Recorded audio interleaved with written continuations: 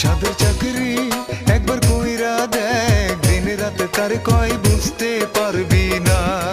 সাদের চাকরি